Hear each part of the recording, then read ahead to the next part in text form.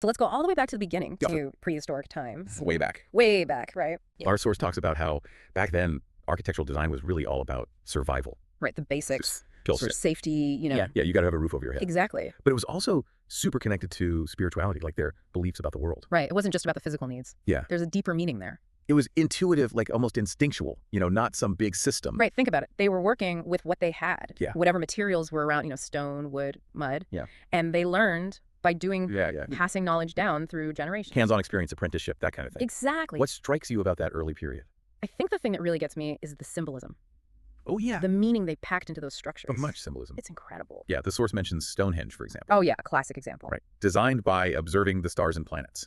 Amazing, right? No blueprints or anything. But so precisely aligned with astronomical events. It's mind-blowing. Like, how do they do that? Yeah, you really have to wonder about their understanding of the cosmos. It really makes you think. Yeah, like what did time mean to them? Right. It was a different way of seeing the world. Yeah, and that alignment with the stars wasn't just random. No, not at all. It had a deep purpose. It was about their beliefs. Yeah, these weren't just shelters. Right. They were sacred spaces. Yeah, they were part of their rituals and ceremonies. They reflected their understanding of the universe. And their place in it. Exactly. And then you've got the Egyptian pyramids, another great example. Oh, yeah, those are incredible. They're so geometric. So precise. Yeah, and aligned with the stars, too. Right. It wasn't just about building a big tomb. Yeah. There was this whole idea of divine order, ma'at, woven into the design. Like everything had to be in its right place. Exactly. It was about harmony and balance. And the pharaoh's journey to the afterlife? Right. It was all connected. It makes you realize how important those beliefs were to them. Absolutely. It shaped their whole worldview. Totally. And then there are those ziggurats in Mesopotamia. Oh, yeah. The stepped pyramids. Yeah, those platforms reaching up to the sky. Reaching for the heavens. Right. Again, no formal blueprints that we know of. No, but still a clear sense of structure. Yeah, guided by their religious leaders and the political powers. It was a hierarchical society. Yeah. And to think of the planning involved in these huge projects. It's impressive, right? It is, even without all the methods we have today.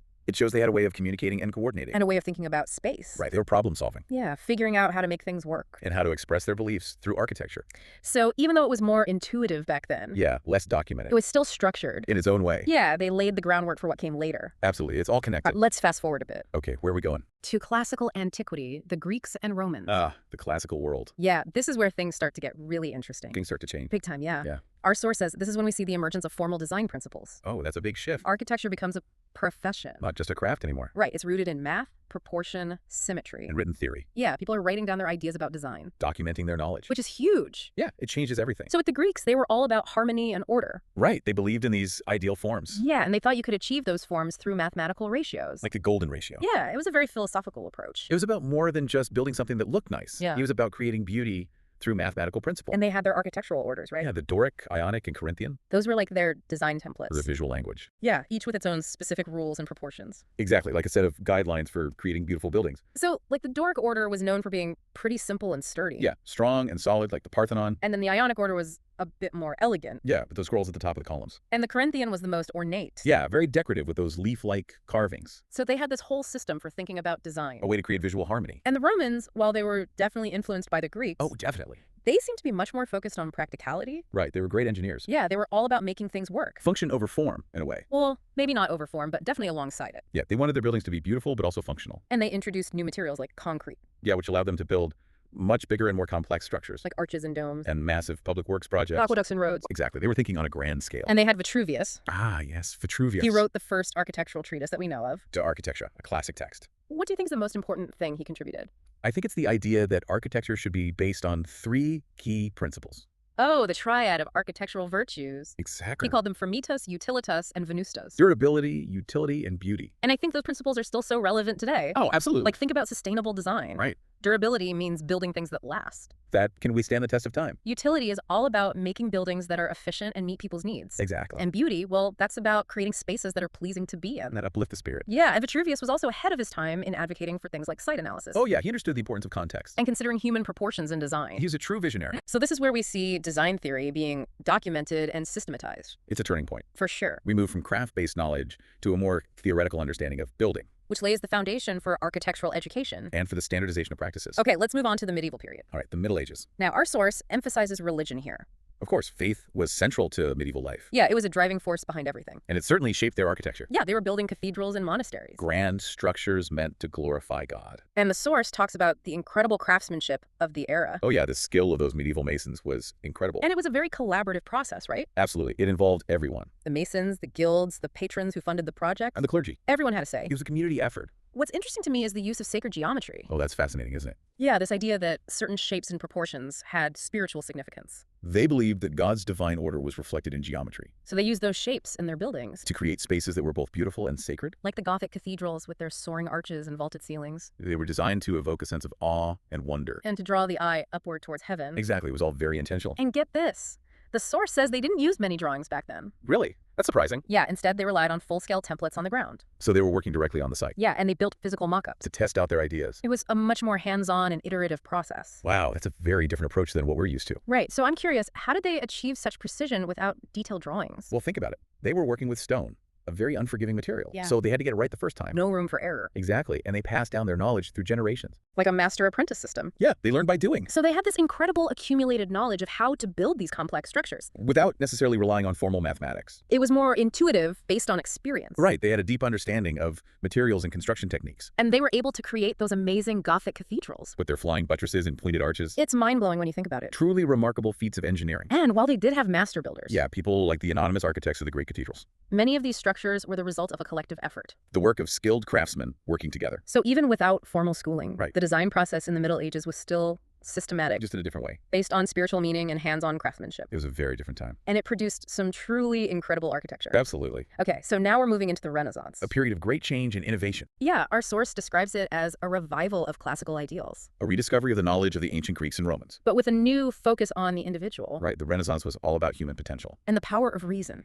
And this had a huge impact on architecture. Absolutely. Architects were seen as creative geniuses. Like artists and scientists combined. They were integrating art, science, and math into their designs. It was a very exciting time to be an architect. What do you think were the biggest innovations of the Renaissance in terms of design? Well, one that stands out is the development of linear perspective. Oh, yeah, that was a game changer. Brunelleschi, a Florentine architect, figured out how to accurately represent three-dimensional space on a two-dimensional surface. And that made a huge difference in how architects could communicate their ideas. Absolutely. They could create drawings that showed exactly what the building would look like. And it wasn't just a technical advancement. No, it changed the way they thought about space. It's like they could see the world in a new way. It opened up new possibilities for design. And then there was this renewed interest in human proportion. Think about Leonardo da Vinci's Vitruvian Man. Yeah, that iconic image of a man perfectly inscribed within a circle and a square. It's a symbol of the Renaissance ideal of human perfection. And it shows how architects were thinking about the human body as a source of inspiration for their designs. They wanted to create buildings that were in harmony with human proportions. It was a very humanistic approach. Very much focused on the individual. And the source mentions some key figures from this period. Like Leon Battista Alberti. Yeah, he wrote De Re Edificatoria. Another important architectural treatise. And he really elevated the status of the architect. He argued that architecture wasn't just a craft. Yeah.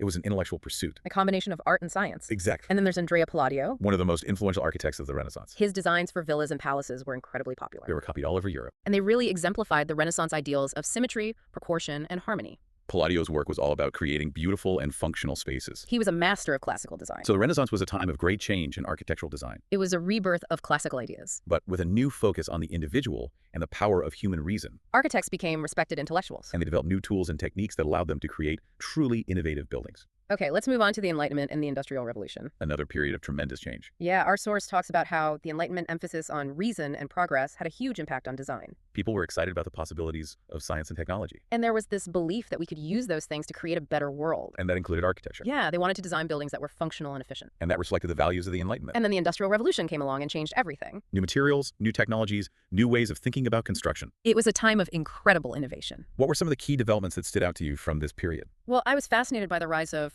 architectural pattern books. Oh, those are interesting. Yeah, they were basically catalogs of building designs and details. So people could just choose a design they liked and build it. Exactly. It made architectural knowledge more accessible, And it helped to standardize building practices. which was important at a time when cities were growing rapidly. They needed to build quickly and efficiently, And then you have new building technologies like prefabrication. where parts of the building were made off-site and then assembled on-site. Yeah, it sped up the construction process. And made it more cost-effective, So there's this increasing focus on functionality and efficiency. which makes sense given the industrial context. Yeah, they're building factories and warehouses. Buildings that needed to be practical and functional, And we see the emergence of new architectural movements. like neoclassicism. Yeah, a return to the simplicity and order of classical design. It was a reaction against the excesses of the Baroque period. They wanted to create buildings that were elegant and timeless, And then there's the Beaux-Arts movement. which originated in France. Yeah, they have this very formal system of architectural education. And they emphasized grand axial planning and monumental buildings. Think of the Paris Opera House. Oh, yeah, a very impressive style of architecture. Very grand and imposing. And the source mentions structural rationalism, Oh yeah, that was a movement that emphasized the honest expression of materials and structure. led by people like Eugène Viollet-le-Duc, He believed that the structure of a building should be visible. rather than hidden behind ornamentation. It was a very modern idea, And it had a big influence on later architects. like the modernists. Yeah, and during this period, we see a closer closer collaboration between architects and engineers. Which makes sense given the increasing complexity of buildings. Yeah, they were using new materials like iron and steel.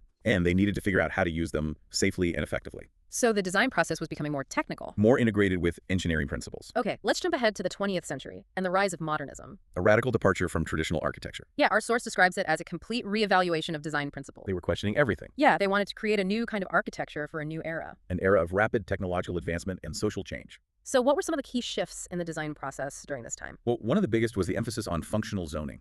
Separating different functions within a building. Yeah, like having a clear distinction between living spaces, working spaces, and public spaces. And the adoption of modular planning. Using standardized units that could be combined in different ways. It was all about efficiency and flexibility. And mass production. Yeah, they were trying to solve the problem of housing shortages. By creating affordable and efficient housing units. And we see this embrace of minimalism in aesthetics. Less is more, as Mies van der Rohe famously said. They stripped away all the unnecessary ornamentation. And focused on clean lines and simple forms. And they were really interested in the machine aesthetic. Buildings were seen as machines for living. They celebrated the beauty of technology and industrial materials. Like steel and glass. And for the first time, urban planning and social theory became really integrated into architecture. They were thinking about how buildings could shape society. And how to create better living environments for everyone. So there was this whole social dimension to modernist architecture. Yeah, it wasn't just about creating beautiful buildings. It was about creating a better world. And the source mentions some key figures from this movement. Like Le Corbusier. He was a very influential architect and urban planner. Yeah, he had a lot of radical ideas about how cities should be designed. And he developed the 5 points of architecture. Which were a set of principles for modern building design. Like using pilatus to raise the building off the ground. And creating roof gardens. And open floor plans. He was a real innovator. And then there was the Bauhaus School in Germany.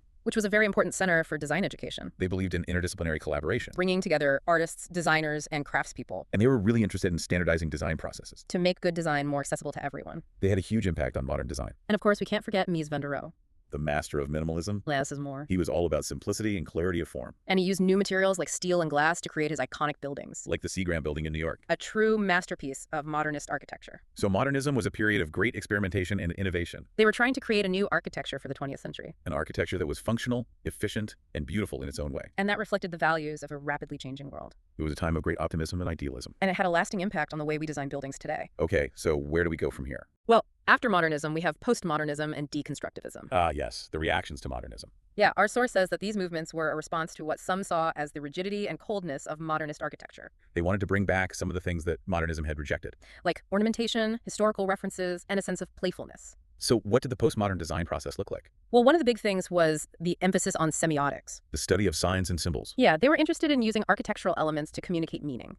Like using a classical column in a modern building. To create a sense of historical connection. Or using bright colors and unusual shapes to make a statement. They wanted to challenge the idea that buildings should be purely functional. And they wanted to create buildings that were more engaging and thought-provoking. And they drew inspiration from a much wider range of sources. Not just from classical architecture. They looked at pop culture, literature, and even kitsch.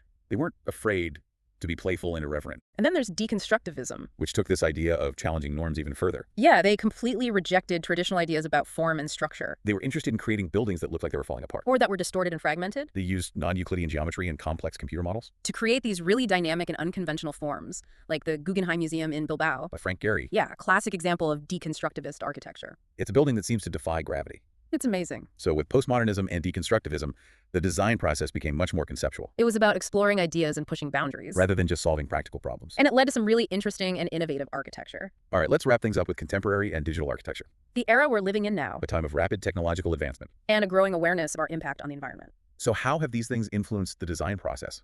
Well, one of the biggest trends is parametric design. Using algorithms to generate complex and optimized forms. Yeah, it's like giving the computer a set of parameters. And letting it come up with the best possible design. Based on things like structural efficiency, energy performance, and material usage. It's a very powerful tool. And it allows architects to create buildings that are both beautiful and sustainable. Which is becoming increasingly important. Absolutely. Sustainability is no longer a niche concern. It's a core principle of good design. And we're seeing the emergence of new tools and methodologies. Like building information modeling, or BIM. Which allows architects, engineers, and contractors to collaborate on a project in real time. Everyone's working from the same digital model. So there's much less room for error. And it makes the design process much more efficient. And then there's generative design. Using artificial intelligence to explore a wide range of design possibilities. It's like having a team of virtual architects working for you. And virtual and augmented reality are being used more and more in design. To create immersive experiences. So you can walk through a building before it's even built. And see how it feels. It's pretty amazing. It's incredible to think about how far we've come. From those early intuitive beginnings. To the sophisticated and digitally driven design processes we have today. It's a testament to human ingenuity. And our constant desire to create better spaces. And despite all the changes over the centuries. The essence of architecture remains the same. It's about creating spaces that meet human needs. And that respond to the environment. And that inspire us. Absolutely. So what do you think the future holds for architectural design? It's hard to say for sure. But with all these new technologies. And the increasing awareness of sustainability. I think we're going to see even more innovative and exciting buildings in the years to come, Buildings that are truly integrated with their surroundings. and that enhance the lives of the people who use them. I can't wait to see what the future holds. Me neither.